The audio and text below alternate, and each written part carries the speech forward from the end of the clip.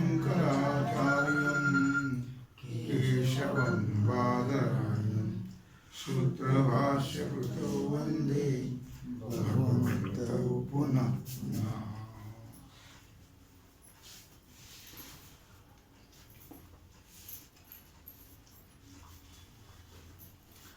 विचारसागर रहस्य तरंग 7वा हेडिंग 9 ज्ञानवानाचा व्यवहार निवृत्ती प्रधानच असला पाहिजे या शंकेचं समाधान। पाठ क्रमांक 101।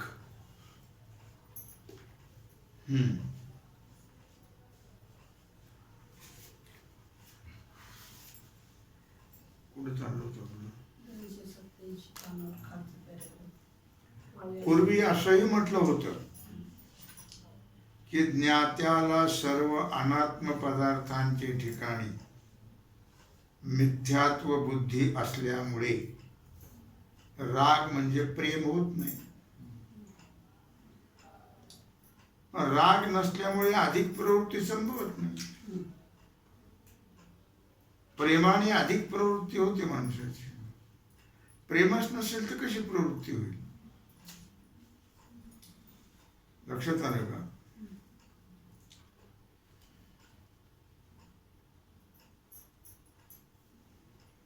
राग नसल्यामुळे अधिक प्रवृत्ती संभवत नाही ही शंका बरोबर नाही। कारण देहाच्या ठिकाणी मिथ्या बुद्धी ज्ञानवानास असूनही भिक्षादी व्यवहाराचे ठिकाणी अनुकूल ज्ञानामुळे जशी केवळ प्रारब्धाने प्रवृत्ती होते तशी ज्याच्या अधिक भोगाचं प्रारब्ध आहे त्या ज्ञात्याची अधिकही प्रवृत्ती होते। लक्षात येतं का? देहाच्या ठिकाणी मिथ्या बुद्धी ज्ञानमानासही नाही का? आहे। ज्ञानवानाला तर माहितीच आहे हा देह मिथ्या आहे म्हणून। तरी पण भिक्षादी व्यवहाराच्या ठिकाणी ती एक बाई मुक्ताबाईचं चरित्र सांगते। तुम्ही नाही ऐकत?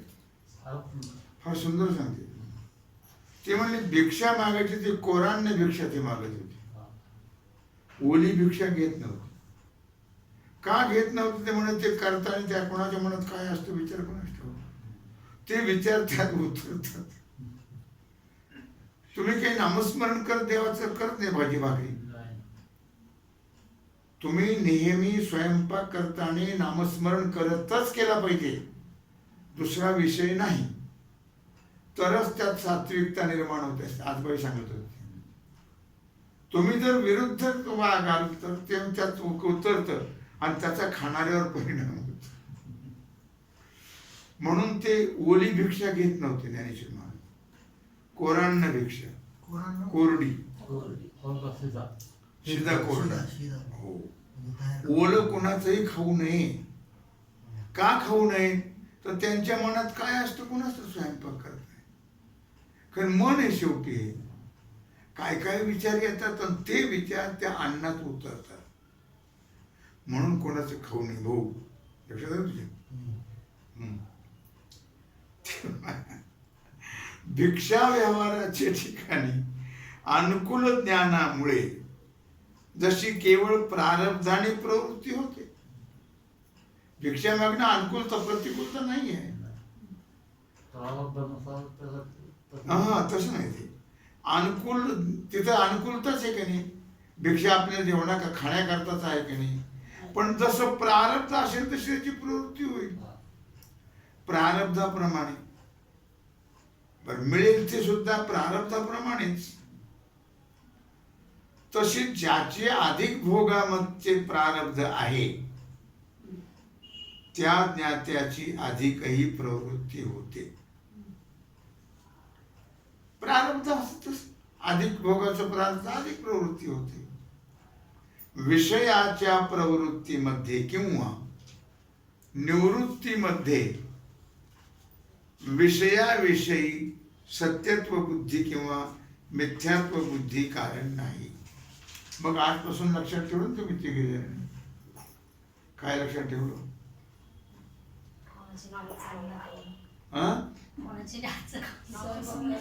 स्वयंपाक करताना देवाचं नाव घ्यायचं हे लक्षात ठेवा तुम्ही, बरं का? बाकीचं बोलायचं, शिव्या गाडी विचार काही बाकीचं नाही, देवाचं नामस्मरणच करायचं स्वयंपाक करताना.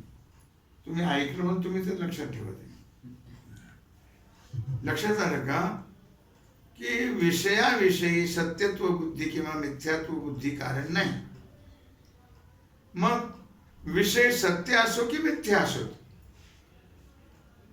त्याचे ठिकाणी अनुकूल बुद्धीमुळे प्रवृत्ती, विषयाची अनुकूलता असेल तर त्यात प्रवृत्ती होते आणि प्रतिकूलता असेल तर निवृत्ती. मग तिकडे प्रवृत्ती होत नाही.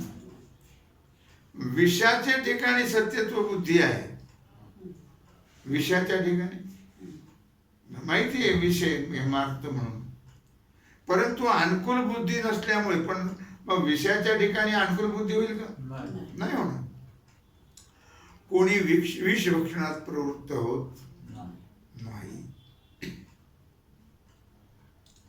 तसेच तुरुंगाच्या ठिकाणी सर्वांची सत्यत्व बुद्धी आहे,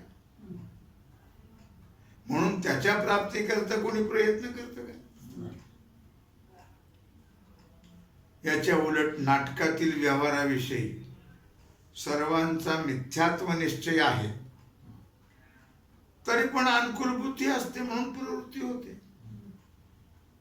बरं वाटतं पाहायला, माहिती आहे खोटे पण मनोरंजन होतं म्हणून पाहतात लोक. हे सर्वांना अनुभव सिद्ध आहे. म्हणून विषयाच्या ठिकाणी मिथ्यात्व बुद्धी असल्यामुळे त्याची अधिक प्रवृत्ती होणार नाही. हे म्हणणे बरोबर नाही. अधिक प्रवृत्ती होणार नाही असं नाही, प्रारब्धाप्रमाणे होईल, कमी अधिक. काय तसं ज्ञात्याला विषयाच्या ठिकाणी दोषदृष्टी असते म्हणून ज्ञात्याची अधिक प्रवृत्ती होणार नाही असं म्हटलं होतं. त्याचं उत्तर असं आहे, पण ज्ञात्याला दोषदृष्टी आहे म्हणून त्यांची अधिक प्रवृत्ती होणार नाही वा असं म्हटलं होतं. पण त्याचं उत्तर असं आहे की अपथ्य सेवनाविषयी अन्वय व्यतिरेकाने दोष निश्चय असला. अपथ्याबद्दल अन्वय व्यतिरेकाने अपथ्य खाल्लं तर रोग वाढला जातो. मग तिथं खावं की नाही खावं, अपथ्य करू नये, व्यतिरेक आहे, करावा, अन्वय आहे का? मग अन्वय व्यतिरेकाने दोष निश्चित असला तरी प्रारब्ध बलाने रोगी अवश्य अपथ्य सेवन करतोच. लेकराला फार दिवस झाला काही मिळालं नाही, खा एवढं थालपीठ की बिघडलं, ताप वाढलाच त्याचा. तशीच प्रारब्ध बलाने सर्व व्यवहाराच्या ठिकाणी ज्ञात्याची प्रवृत्ती संभवते. या एकंदर कारणावरून ज्ञानवानाचा व्यवहार अमुक एक मर्यादेपर्यंत प्रवृत्तीचा असावा, बाकी सर्व निवृत्तीपर असावा असा कोणताही नियम करणं योग्य नाही. कारण तो विधी किंकरच नाही. यावर पुष्कळ लोक असं विचारतात की पामर पुरुष विधी निषेधाची पर्वा न करता वाटेल तसा वागतो, तर कसा विधी कसा निषेधाला मागे, तसा ज्ञानीही वागतो असं म्हटलं तर मग ज्ञानी आणि अज्ञानी यात काय फरक राहील? काय लोक बाकीचे वागतात म्हणून आपण जर वागलो तर त्यांच्यात आपल्यात फरक काय? मग ते वागू दे, आपण तसं नाही वागायचं, आपण आपल्या तत्वानेच चालायचं. मग ते करतात, ते करून त्याला कळत नाही, ते अज्ञानी आहेत. ते करतात म्हणून आपण केलं तर मग त्याच्यात आपल्यात फरक काय राहिला? काहीच फरक नाही. लक्षात आलं का? तसे या एकंदर कारणावरून ज्ञानवानाचा व्यवहार अमुक एक मर्यादेपर्यंत प्रवृत्तीचा असावा, बाकी सर्व निवृत्तीपर असावा, असं कोणताही नियम करणं योग्य नाही. कारण तो विधी किंकरच नाहीये, विधीचा जनिता आहे, विधीला निर्माण करणारा आहे तो ज्ञानी. विधीचा दास नाहीये तो. विधी म्हणेल तसं वागणार नाही. तुका म्हणे आम्ही विधीचे जनिते, काय स्वयंभू आहे ते केले न हो. आम्ही स्वयंभू आहोत, केलेले नाही कुणी आम्हाला. यावर पुष्कळ लोक असं विचारतात की पामर पुरुष विधी निषेधाची पर्वा न करता वाटतील तसा. पामर अज्ञानी, त्याला काहीच कळत नाही. पामराला अज्ञानी आहे तो, शास्त्र नाही काही नाही. वाटेल तसा वागतो का नाही तो, त्याला कशा शास्त्र कसं काय आले, त्याला काही कळतच नाही. तसा ज्ञानी वागतो असं म्हटलं तर मग ज्ञानी आणि अज्ञानी यात काय फरक, अशी शंका शास्त्र रहस्य न जाणता होत असते. परंतु एक फरक एवढाच आहे की ज्ञानवानाचा ग्रंथीभेद झालेला असतो. कळलं का?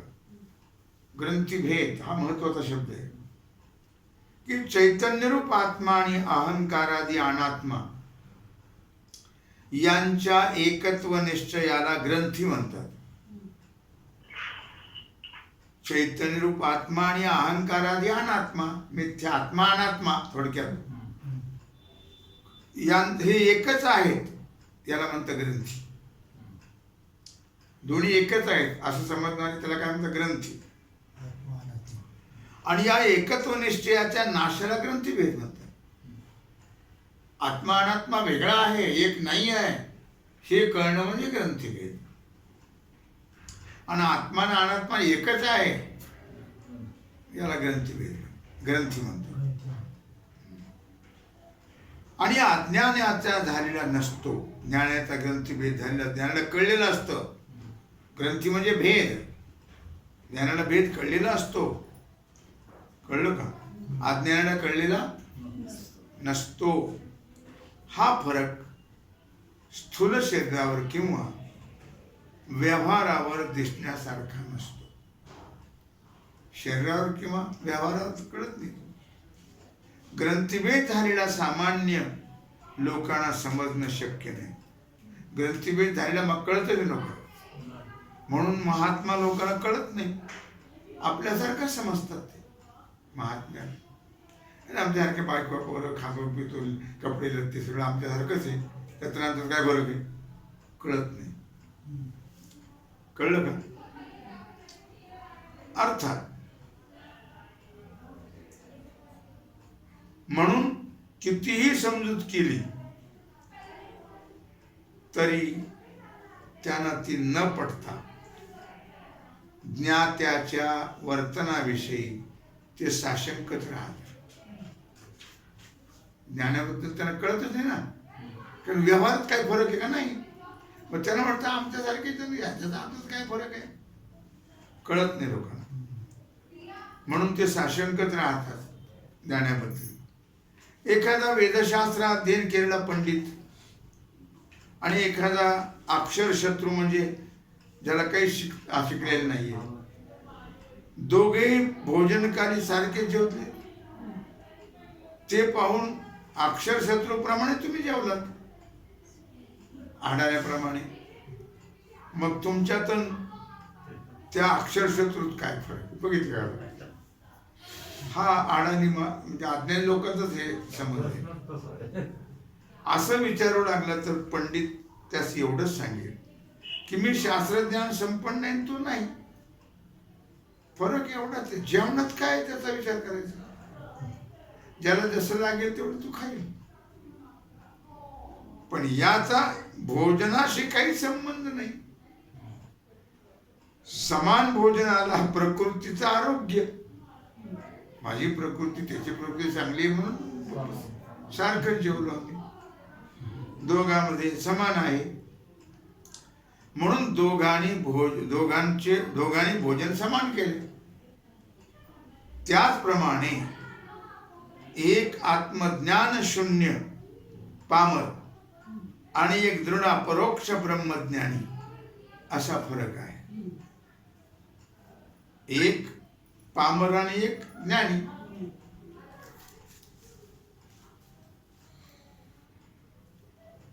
त्याचा व्यवहाराशी काहीही संबंध नाही. दोघांच्याही समान व्यवहारामध्ये अधिक प्रवृत्त प्रारब्ध सारखंच आहे व्यवहारामध्ये, म्हणून दोघांचा व्यवहार समान आहे. अधिक व्यवहार ज्ञानाचा विरोधी नाही.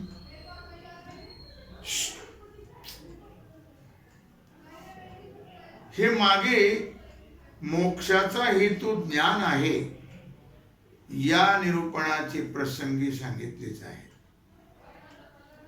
कळलं का? सूक्ष्म विचार केला तर पडत मूर्खाला विधी किंकर होऊन नियमाने वागणाऱ्या साधकाच्या ठिकाणी हा पुरुष सिद्ध आहे अशी भावना होते. सिद्ध स्वच्छंदाने प्रारब्ध भोगीत असता यत किंचित निषेध शंका आली तर सिद्धाच्या ठिकाणी सिद्धत्व बुद्धी कायम राहत नाही. या ज्ञात्याचे काहीच बिघडत नाही, परंतु त्या अज्ञानी जीवांचं हे दुर्दैवच होईल. भगवान ज्ञानेश्वर महाराजांनी अमृतानुभवाच्या 9व्या प्रकरणामध्ये झाली स्वेच्छाची विधी स्वैर झाला समाधी जसे ए मोक्ष वृद्धी बैसो घापे या ओवीनं ज्ञात्याच्या व्यवहाराला वेदाचा विधी राहिलेला नाही. त्याला जशी इच्छा होईल त्याप्रमाणे तो वागेल ज्ञानी, आणि ती इच्छाच त्याला विधी त्याच्याकडून जे वर्तन होईल तो त्याचा समाधी. कळलं का? त्याप्रमाणे तो वागेल आणि ती इच्छा त्याची विधी इच्छेप्रमाणे, आणि त्याच्याकडून जे वर्तन होईल तो त्याची समाधी. अशा ज्ञात्याच्या सहज स्थितीत किंवा ज्ञात्याला सहज समाधी असते. व्यवहार चालू असला तरी समाधी असते. कळलं का? अशा ज्ञात्याच्या सहज स्थितीस मोक्षाचं ऐश्वर्य बसकर आहे. म्हणजे सहज मोक्षाचं ऐश्वर्यापेक्षा ते श्रेष्ठत्व आहे त्यांचं. असेच दुसऱ्या सुसंस्कृत प्राकृत संतांची शेकडो उदाहरणे आहेत. याच रीतीने आधुनिक संस्कृत प्राकृत ग्रंथकार किंवा व्याख्यानकार आधुनिक ज्ञात्याचं वर्णन करताना जसं त्याचं वर वर्णन केलंय तसंच करतात. स्वतःपुरता अनुभव तसा सांगतात. पण अमुक एक मनुष्य ज्ञानी आहे असं म्हटलं तर मात्र त्यांचं बाह्य वर्तन योग्य नाही हो, म्हणून तो ज्ञानी नाही असा अभिप्राय देतात. अंशतः स्वतःचं वर्तन योग्य नसतं, कारण आपला जसा चष्मा असेल दुसरीकडे पाहतो मनुष्य आणि त्यावरून ठरवतो हा कसा आहे. पण ज्या असंग बोधाने हा त्या वर्तनामुळे दोषी होत नाही किंवा याच्या मुक्ततेत बाधा येत नाही, त्याच बाधेनं बोधाने दुसराही मुक्त का असू नये. आपण नेहमी पाहत असताना दुसरीकडे चांगलं पाहावं. तो काही कासला कसा जरी असला तरी तर आपण, कारण आपलं अंतकरण चांगलं आहे ना, मग त्याच्याकडे चांगल्या दृष्टीने पहा. वाईट दृष्टीने पाहण्याचा अर्थ आपलं तसं अंतकरण आहे म्हणून तसं आपल्याला दिसतं. याचं उत्तर मात्र त्यास देता येत नाही. असो, ज्ञानवानाच्या वर्तनाबद्दल कोणताही विधी करता यावयाचा तो करेल ते विधी, बोलेल ते शास्त्र. म्हणून तत्वदृष्टीचा व्यवहार नियमरहित होता. समाधी रूप नियमाचा विधी ऐकून तत्वदृष्टीला हसायला आलं. याप्रमाणे प्रारब्ध भोग भोगून तत्वदृष्टीचं प्राण लीन झाले. ज्ञात्याच्या शरीर त्यागाविषयी देश कालाची अपेक्षा नाही. कधी बी त्यांचा देह पडला नाही का. पिणारा एकादशीला गेला तर तू नरकालाच जाणार. एकादशी गेला हो, सोमवारी होता, एकादशीला गेला आणि वगैरे महात्मा अमावस्याला गेला तो नरकाला नाही जाणार, त्याचा उद्धारच होणार. आणि सामान्य मनुष्य कधी जरी गेला तर तो अधोगतीला जाणार. उत्तरायण दक्षिणायन अशा काळात काश्यादी पुण्य देशात किंवा अत्यंत मलिन चांडालाच्या घरात काय ज्ञात्याचा देहपात हो किंवा प्राण वियोगाची वेळी पृथ्वीवर सिद्धासन करून देहपात हो किंवा शवासनाने असं झोपल्याच का देहपात होईना, पडल्या तसे सावधपणाने असो, नाही तर ब्रह्मचिंतन करताना देहपात हो किंवा रोगाने व्याकुळ होऊन हाय हाय शब्द करीत देहपात हो. यापैकी कोणत्याही प्रकारे देहपात कसाही झाला तरी ज्ञात्याच्या बोधास त्याचा यत्किंचितही संबंध नसतो. तो जो बोध त्याला झालेला आहे त्याच्यात फरक पडत नाही. म्हणजे एवढं ज्ञानी महात्माने बोलतोय, अरे तू शरीर आहे, शरीराचा धर्म आहे, त्याच्या ज्ञानात थोडाच फरक आहे. ते सांगता येईल. कारण ज्या काली ज्ञानाने अज्ञान निवृत्ती झाली त्याच काली ज्ञानी मुक्त झालाय. त्याचं अज्ञान गेलं तेव्हाच तो मुक्त झाला. त्याची मुक्ती देह कालाधीन नाही आहे. म्हणून तत्वदृष्टीच्या देहपाताचा देशकाल सांगितलेला. कधी पण कुठल्या देशात कुठल्या काळात कधी पडला तरी ज्ञानी हा मुक्तच असतो. मुमुक्षुला ज्ञान प्राप्त्यर्थ श्रवणाधिक साधना करताही देशकालाची अपेक्षा नाही. केव्हाही तरी श्रवण करावं. त्याला चांगलं मुहूर्त पाहिजे, अमुष्यात पाहिजे, नसली पाहिजे असं काही नाही. केव्हाही ऐकलं तरी त्याला उद्धारच होणार. काय उपासकास मात्र देशकालाची अपेक्षा आहे, ज्ञानाला नाही. भीष्मादी ज्ञानी असूनही त्याने उत्तरायणा वाचून प्राण त्याग केला नाही. तथापि भीष्मादी अधिकारी पुरुष आहेत. म्हणून उपासकांना उपदेश संप्रदाय कळण्याकरता उत्तरायणाची वाट पाहिली. उपासकांना देशकाल संप्रदाय कळण्याकरता त्याने उत्तरायणाची वाट, त्यांना गरज नव्हती उत्तरायणाची. काय आणि वशिष्ठ भीष्मादिक अधिकारी आहेत म्हणून त्यांना अनेक जन्म झाले व पुढे होतील. कारण त्यांचं एक कालकल्पापर्यंत प्रारब्ध आहे. ब्रह्मदिवसाचे देवाच्या एका दिवसापर्यंत. कल्पांता वाचून त्यांना विधेय मोक्ष होत नाही. हे जे चिरंजीव म्हणतो कोणी आपण, हे 7 चिरंजीव सांगितले का नाही, यांचं आयुष्य कल्पापर्यंत असतं. कायमस्वरूपी चिरंजीव नसतात. हे ब्रह्मदेवाचा एक कल्प झाला की ते संपतं त्यांचं. आणि कल्पाचे मध्यभागी त्यांना इच्छेने अनंत शरीरे घेता येतात. परंतु केव्हाही आत्मस्वरूपाच्या ठिकाणी त्यांना जन्म मरणाचा भ्रम नसतो. म्हणून ते जीवनमुक्त आहेत. अधिकारी पुरुषांचा संपूर्ण व्यवहार अन्य उपदेश निमित्त असतो. दुसऱ्याला उपदेश करण्याकरताच त्यांचा असतो सर्व व्यवहार. आणि इतर ज्ञानवानाच्या व्यवहाराचा काही नियम नसतो. अधिकारी जे पुरुष आहेत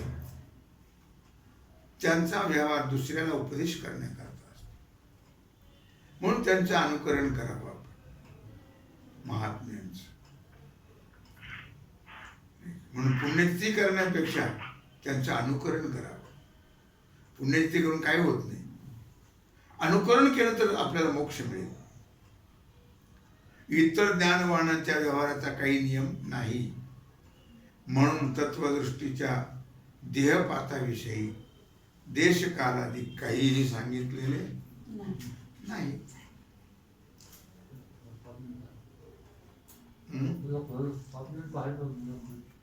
10वं हेडिंग, उपासकाच्या शरीर त्यागाचा प्रकार.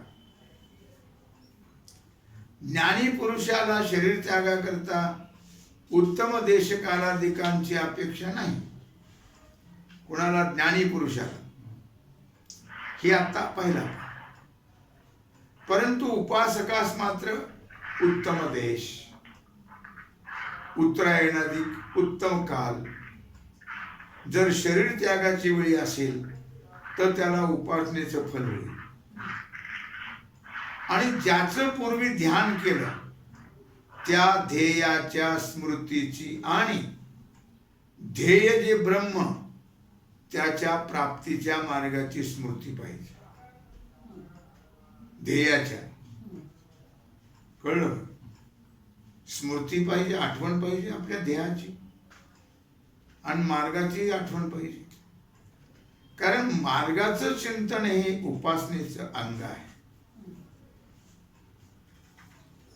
तशी दीर्घकाल सिद्धादी आसनादिकांची अपेक्षा आहे. त्याप्रमाणे अदृष्टी नावाचा शिष्य शुभगंगा तिरिवास दीर्घकाल सिद्धासनादी करून योगशास्त्राच्या रीतीने ध्येय ब्रह्माचं चिंतन करीत असता त्याचा देहपात झाला. कळलं का? आता ज्ञानोत्तर तर्कदृष्टीचं जीवनचरित्र 11 हेडिंग. आता तर्कदृष्टी नावाचा तिसरा शिष्य, याने गुरुद्वारा उपदेश श्रवण केल्यानंतर निश्चय केलेल्या अर्थाविषयी अन्य शास्त्रांचा विरोध निवृत्त करण्याकरता सर्व शास्त्रांच्या अभिप्रायाचा विचार केला. कनिष्ठेंद्र. त्यावरून त्याचा असा निश्चय झाला की सर्व शास्त्राचं परमप्रयोजन मोक्ष आहे आणि मोक्षाचं साधन अद्वैत निश्चय रूप ज्ञान आहे. अद्वैत ज्ञान. भेद निश्चय पर यथार्थ नाही आहे. सर्व शास्त्रे साक्षात किंवा परंपरेनं ब्रह्मज्ञान उत्पत्तीस कारणच आहेत.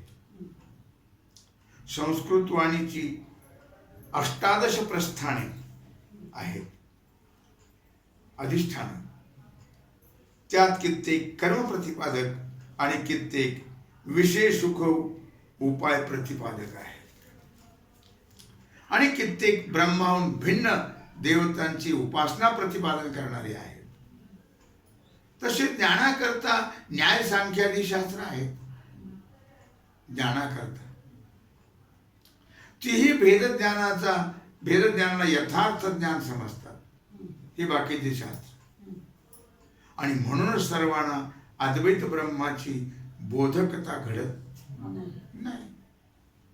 द्वैतवादाला कशी घडेल? तथापि सर्व शास्त्रांचे कर्ते सर्वज्ञ कृपाळू आहेत. म्हणून त्यांनी केलेली मूळ सूत्रे त्यांचा तर वेदानुसारच अर्थ आहे, परंतु त्या सूत्रांचे व्याख्यान करते भ्रमिष्ठ आहेत.